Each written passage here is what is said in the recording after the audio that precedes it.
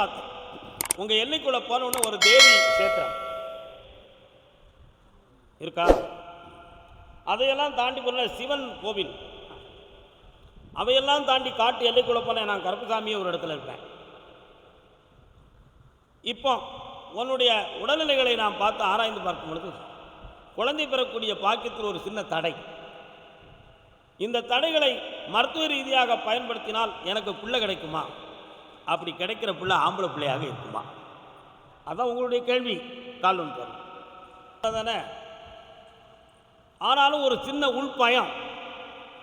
என்ன பயம்? உங்கள் ரெண்டோருடைய வாழ்க்கைக்கு யாராலையும் இடைஞ்சல் வந்துருமோ அப்படிங்கிற ஒரு மனப்பயம் உங்கள் ரெண்டோர் உள்ளத்திலும் இருக்கு. இருக்கா இல்லையா? எல்லாம் நடந்துக்கிட்டு இருக்கு. உண்மையா? கால் ஒன்று. மருத்துவ சிகிச்சையை பார்த்து தடைகளை நீக்கி குழந்தை ஜனனம் ஜனவரி மாதத்துக்கு பிறகு தோன்றும். இப்போ இருக்கிற தொழிலை பற்றி மன வருத்தமும் குழப்பமும், கொஞ்சம் கடன்களும் சில இடைஞ்சல்களும் இருக்கு. அதனால் இடமாற்றம் தேவையா, இங்கேயே இருக்கலாமாங்கிற ஒரு சந்தேகம் உன் மனதில் உண்டு.